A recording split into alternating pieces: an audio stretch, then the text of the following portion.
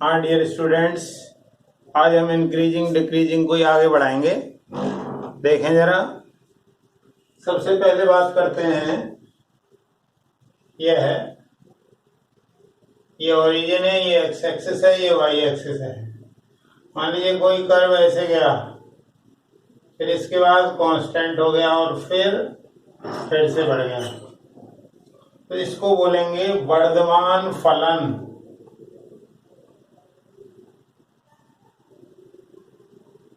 या increasing function.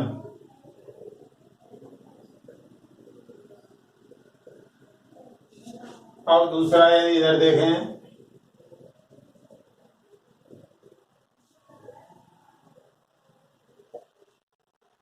मान लीजिए इस तरीके से जा रहा है कोई, तो ये है निरंतर वर्धमान फंक्शन। निरंतर वर्धमान फलन, स्ट्रिक्टली इंक्रीजिंग फंक्शन।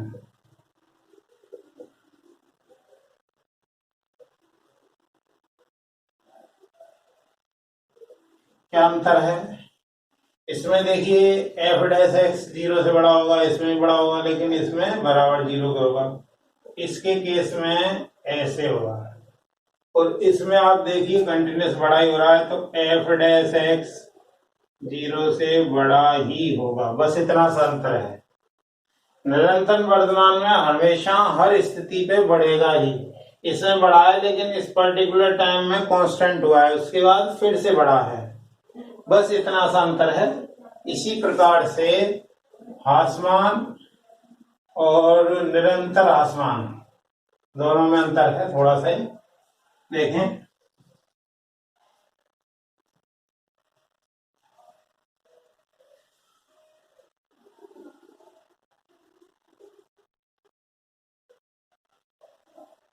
मान लीजिए कोई फंक्शन है, ऐसे आया, फिर पर्टिकुलर पोर्शन में वो कांस्टेंट हो गया और फिर ऐसे हुआ, तो ये है ह्रासमान। पहले की तुलना में ह्रास हो रहा है।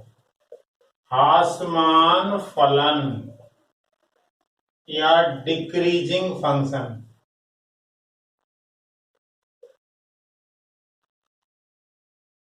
इसमें जो एफ डैश एक्स है वो 0 से छोटा रहता है। कुछ फलन इस तरीके के होते हैं,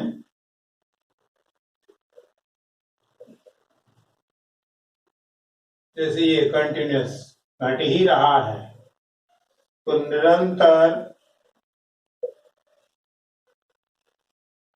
ह्रासमान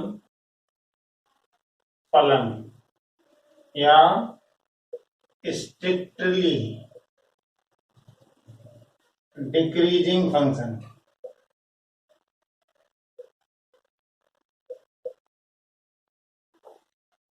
इसमें आप जो देखें, इसमें ये पर्टिकुलर पोर्शन है तो इसमें इक्वल भी आएगा, इसमें लेकिन छोटा ही आएगा, क्योंकि इस पोर्शन में इतने में कांस्टेंट रहा है, तो कांस्टेंट रहा है इसलिए इस पोर्शन में 0 रहेगा, इसमें छोटा ही रहेगा।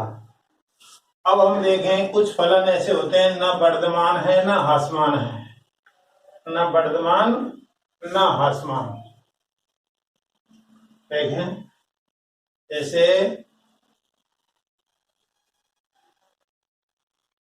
ये फलन है, ऐसे देखें तो यहां से यहां तक वर्धमान है, फिर यहाँ ये ह्रासमान है यहां तक, फिर ये वर्धमान है। लेकिन पूरे को देखें तो ना वर्धमान ना ह्रासमान।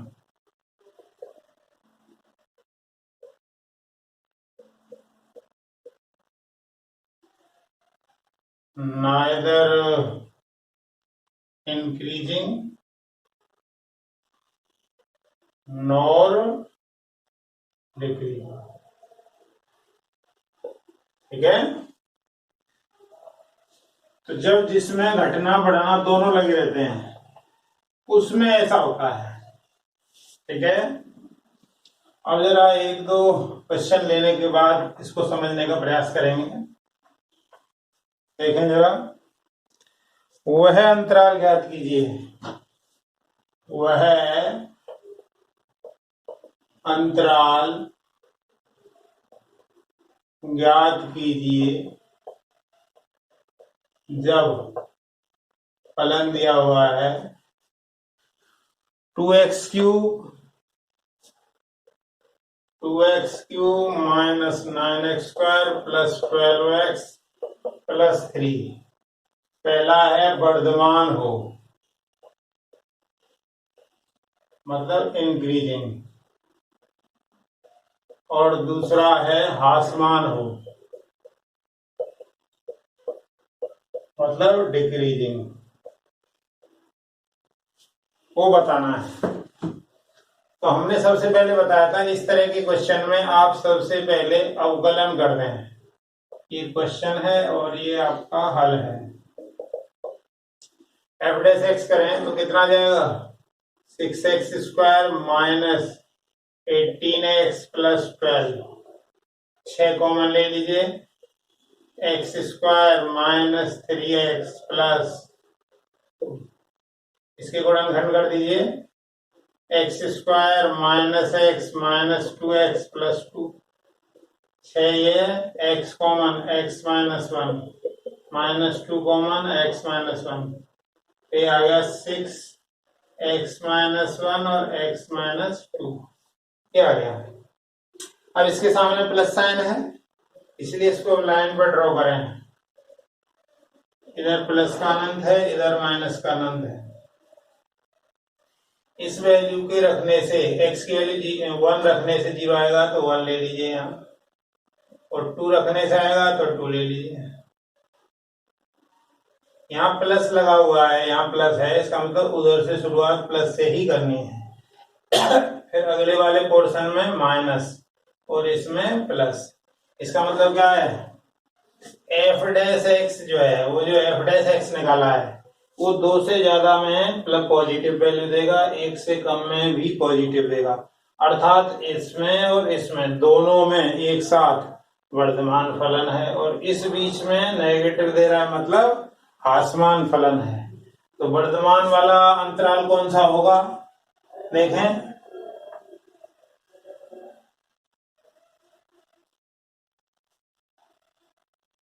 अंतराल जिसमें फलन वर्धमान है, इंटरवल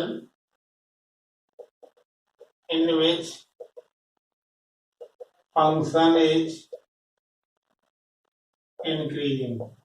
तो देखिए जिसमें धनात्मक हो, तो एक तो 1 से इधर वाला, तो minus infinity to 1 union 2 to infinity, ये x की वैल्यू है ये, और ह्रासमान इतने वाले में। तो अंतराल जिसमें फलन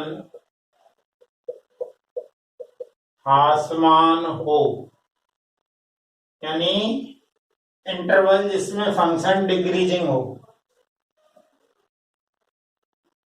इंटरवल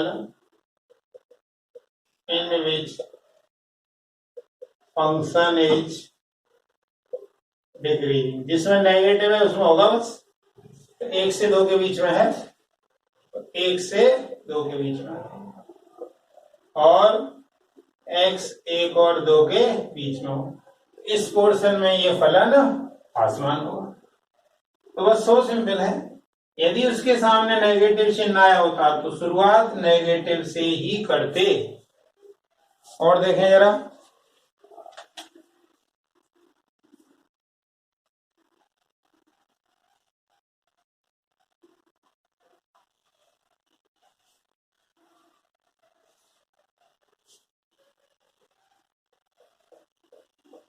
सिद्ध कीजिए कि फलन x³ minus 3x² plus 4x समस्त वास्तविक संख्याओं के लिए वर्धमान फलन है। क्या प्रूव करना है हमें कि ये सारी रियल वैल्यूज के लिए ये इंक्रीजिंग फंक्शन है। So that function is increasing और ऑल रियल वैल्यूज। तो अब जरा इसका हल देखें। तो एफ एक्स आपका दिया हुआ है x cube minus 3x² plus 4x। इसका अवकलन कर दें तो क्या आएगा 3x² माइनस 6x प्लस 4। तो 3x² minus 6x plus 3 plus 1, 3 common आ गया। x² minus 2x plus 1 plus 1, तो ये हुआ 3x माइनस 1 का होल स्क्वायर प्लस 1। ठीक है। अब देखो ये तो स्क्वायर हो रहा है, तो ये कभी भी 0 है, 0 से बड़ी वैल्यू देगा, अर्थात ये पूरे की वैल्यू 0 से बड़ी ही होगी। इसका मतलब क्या होगा एफ डैश एक्स 0 से बड़ा ही होगा, चाहे x की वैल्यू कुछ भी हो। x के प्रत्येक वास्तविक मान के लिए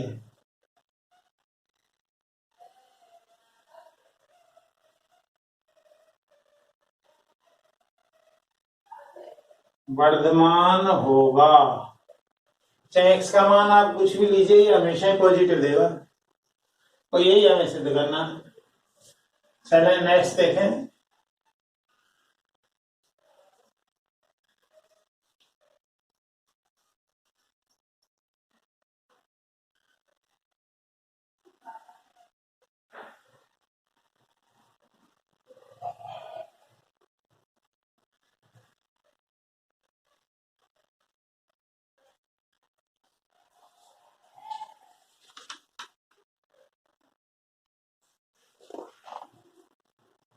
नेक्स्ट क्वेश्चन है वह अंतराल ज्ञात कीजिए जिसमें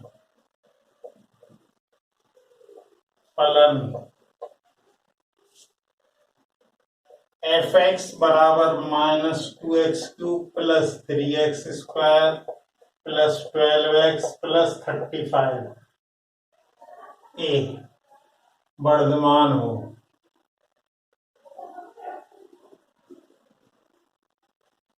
मतलब इंक्रीजिंग हो, और बी ह्रासमान हो, मतलब डिक्रीजिंग हो। यानी वो इंटरवल हमें पता करना है, इंटरवल हमें पता करना है।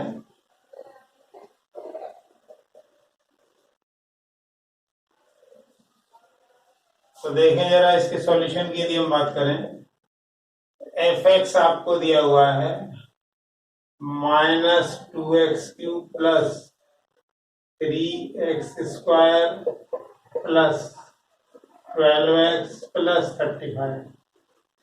अब इसको डिफरेंशिएट करें तो क्या आएगा -6x² प्लस 6x प्लस 12, क्या common -6 common, x² minus x minus 2 minus इसके फैक्टर कर दीजिए x² minus 2x plus x minus 2 -6 आ गया, x माइनस 2 1 यहाँ ले लिया x माइनस 2, तो ये आया -6x प्लस 1 और x माइनस 2, ये आ गया आपका। अब इसको लाइन पर ड्रॉ करना है, तो लाइन पर ड्रॉ क्योंकि एक्चुअली नेगेटिव आ गया है, तो नेगेटिव आ गया है तो आपको शुरुआत नेगेटिव से करनी पड़ेगी। पहले तो एक लाइन ड्रॉ करिए, इधर प्लस का इनफाइनाइट है, इधर माइनस का इनफाइनाइट है। इसको इक्वल टू 0 रखने से -1 आएगा, तो -1 यहाँ लिख दिया। इसको इक्वल टू रखने से 2 आएगा, तो ये रख दिया।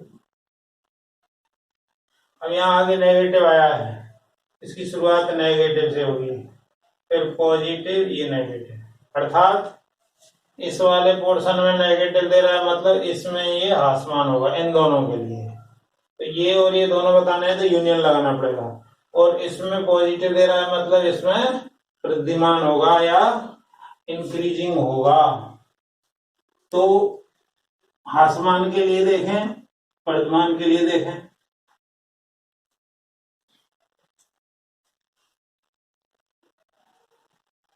तो वर्धमान फलन का अंतराल, इंटरवल फॉर इंक्रीजिंग फंक्शन, क्या होगा? इसमें पोर्शन में पॉजिटिव आ रहा है, मतलब x बिलोंग्स टू -1 2। अच्छा, जिसमें नेगेटिव दे रहा है, मतलब वो ह्रासमान वाला है।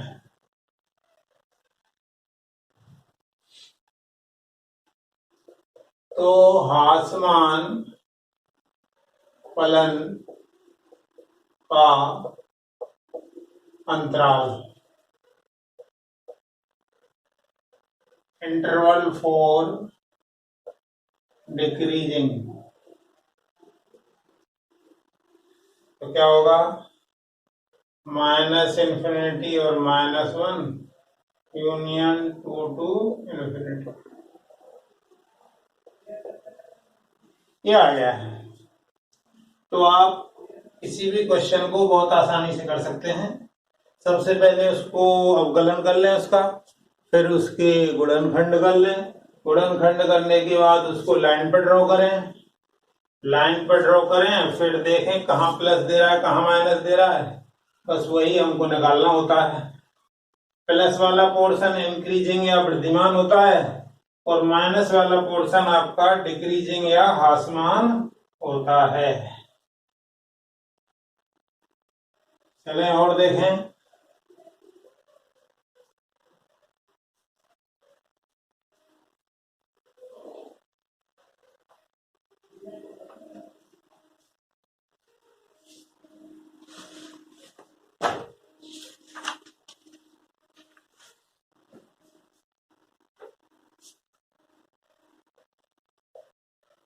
वह अंतराल ज्ञात कीजिए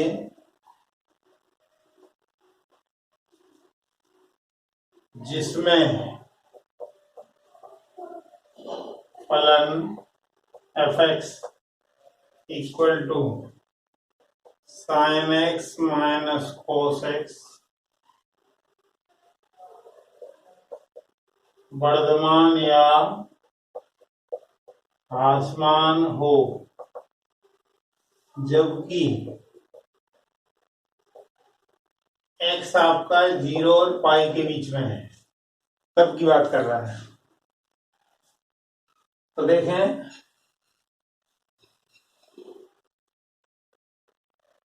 find interval in which function sin x minus cos x is either increasing or decreasing।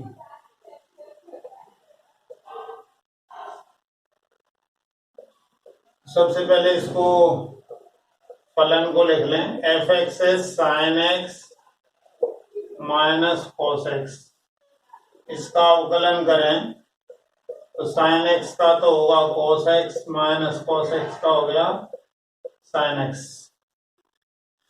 अब हमने क्या किया, √2 का ऊपर नीचे मल्टीप्लाई कर लिया,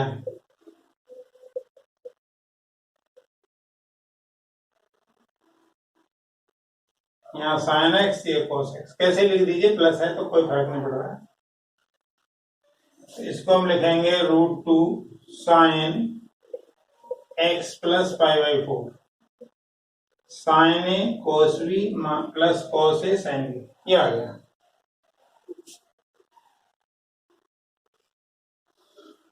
तो यदि ये वर्धमान है, वर्धमान के लिए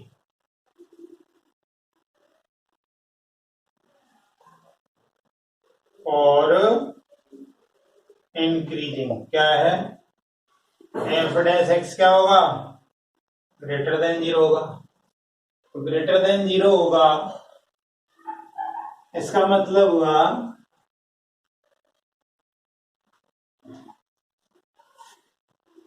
कि root two sine x plus pi by four greater than zero, यानी sine x plus pi by four positive हो, ये नीचे चला गया।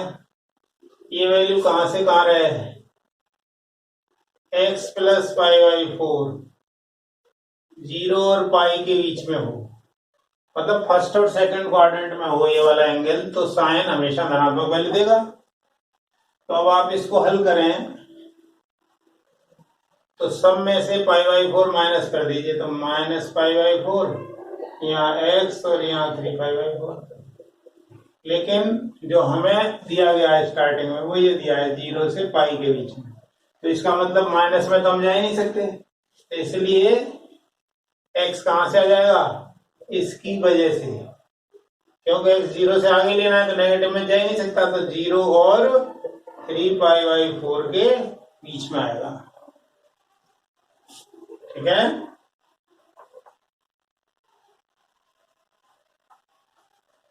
अब जीरो से 3 पाई बाई 4 तक आपका फंक्शन कैसा है, इंक्रीजिंग है। इससे आगे वाले पोर्शन में फॉर डिक्रीजिंग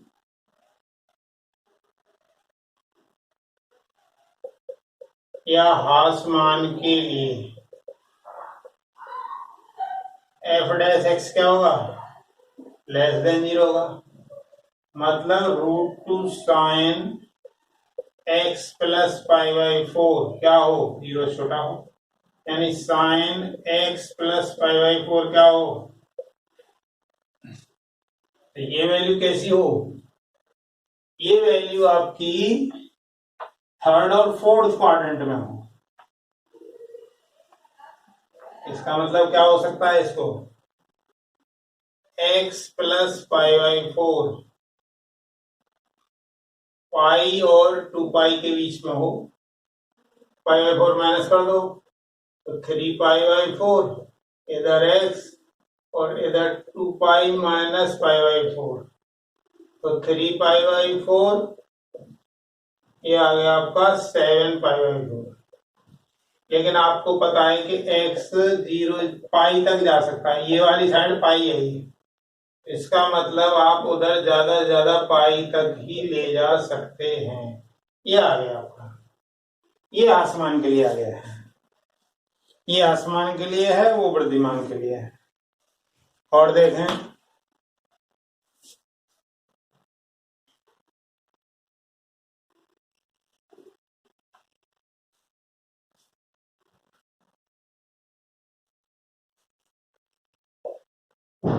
x के इन मानों के लिए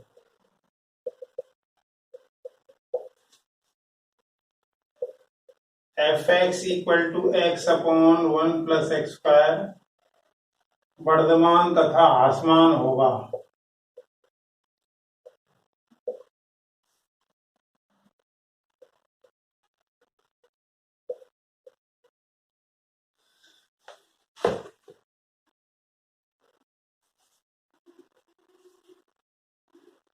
एफ डैश एक्स निकालें इसका, तो क्या आएगा, डिवाइडेड लगेगा तो नीचे वाले का तो स्क्वायर हो जाएगा, ऊपर 1 प्लस एक्स स्क्वायर इंटू 1 और x इंटू 2x, इसका मतलब आ गया 1 minus x square upon 1 plus X square का होल स्क्वायर। तो ये ऊपर वाले में आगे माइनस कॉमन ले लें, एक एक्स माइनस वन आया, एक एक्स प्लस वन आया, और नीचे तो आपका पॉजिटिव है ही। इसको यदि हम लाइन पर ड्रॉ करें तो लाइन पर ड्रॉ करेंगे तो कैसे करेंगे देखिए जरा।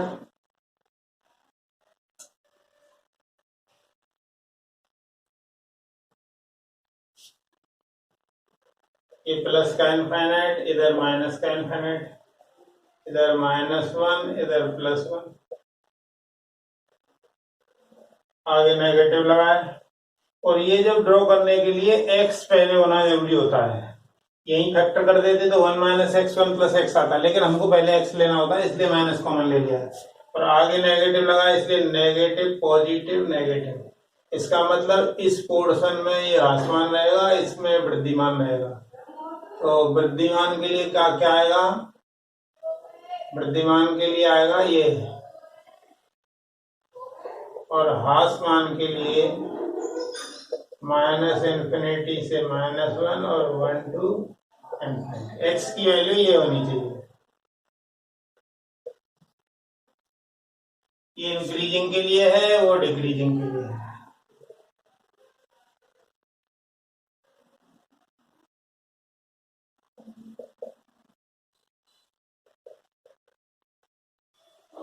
ये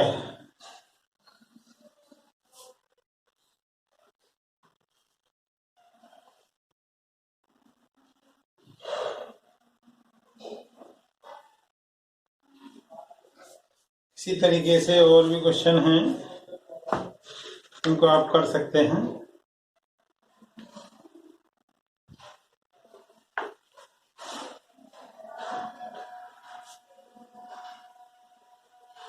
जैसे F X equal to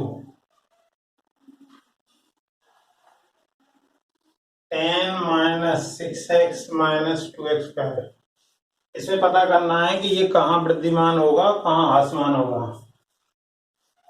F dash x में ह्रासमान व वृद्धिमान का अंतराल ज्ञात करें। देखें एफ डैश एक्स करोगे तो ये तो जीरो हो गया, माइनस 6 माइनस 4x, इसमें माइनस 4 कॉमन ले लो, x प्लस क्या आएगा 6/4 मतलब 3/2। तो लाइन पर ड्रॉ कर दीजिए, इधर प्लस का इनफाइनाइट, इधर माइनस का इनफाइनाइट, यहाँ आ गया आपका माइनस का 3/2। तो ये आगे माइनस लगाया मतलब ये नेगेटिव ये पॉजिटिव, यानी इसके लिए ह्रासमान है, इसके लिए वृद्धिमान है। तो वृद्धिमान किसके लिए है, वृद्धिमान का अंतराल इंटरवल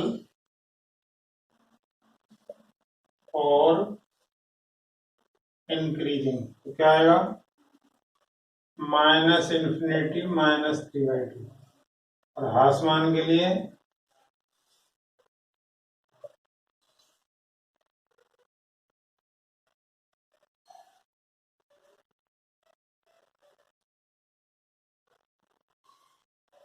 माइनस 3/2 से आगे आ गया। तो इस प्रकार से आप इस तरह के क्वेश्चंस कर सकते हैं, ठीक है।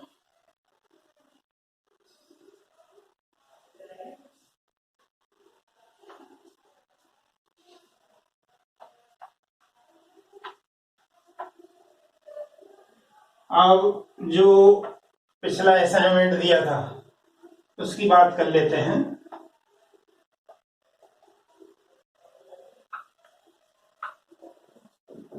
उसमें जो असाइनमेंट दिया था उसमें एक इस तरह का शंकु है, ठीक है।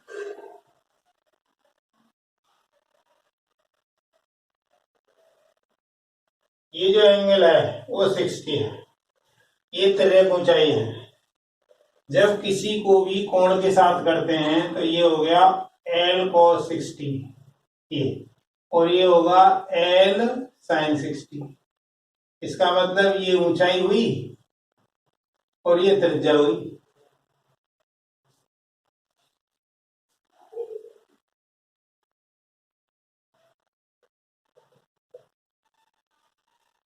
तो इसकी हाइट क्या ऊंचाई होगी L cos 60 अर्थात L/2 और त्रिज्या होगी आपकी L sin 60 अर्थात √3/2L। ठीक है। तो अब इसका आयतन क्या होता है शंकु का 1/3 पाई r स्क्वायर इंटू एच। तो 1/3 पाई r का स्क्वायर कर दो तो 3/4 L स्क्वायर और h हो गया L/2। इससे ये कट गया तो क्या आ गया पाई L³/8 आ गया।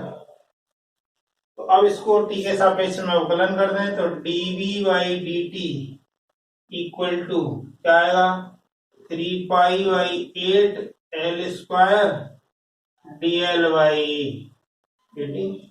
इसकी वैल्यू हमें दी हुई है, ये वैल्यू दी हुई है, ये दिया हुआ है, तो ये शायद 8 दिया हुआ है। 8 इक्वल टू 3π/8 और ये 4 का स्क्वायर कर दीजिए तो 16 इंटू dl/dt। लेकिन dl/dt आपका जो है वो नेगेटिव में आएगा। तो dl/dt आएगा, इससे ये 2 बार कट गया, इससे ये 4 बार, तो dl/dt आ जाएगा -4/3π सेंटीमीटर पर सेकंड। ये आ जाएगा। ये आपका पिछला जो होमवर्क दिया था उसका सॉल्यूशन है। यही आपका बुक का इसी तरीके का एग्जाम्पल भी दिया हुआ है बुक में, उसमें बस संख्या में थोड़ा चेंज है, बिल्कुल ऐसा ही क्वेश्चन है।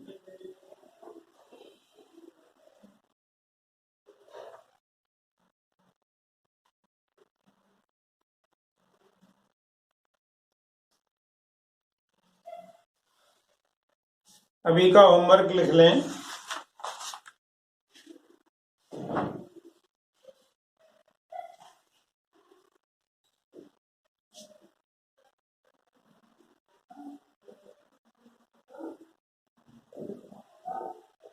वह अंतराल ज्ञात कीजिए जबकि फलन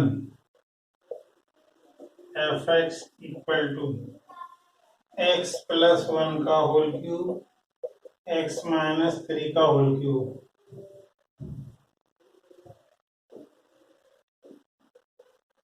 वर्धमान या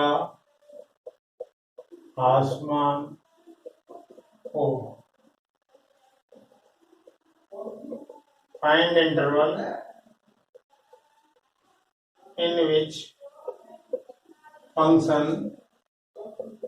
x + 1 का होल क्यूब x - 3 का होल क्यूब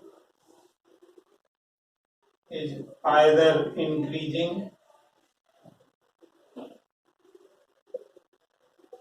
और डिक्रीजिंग।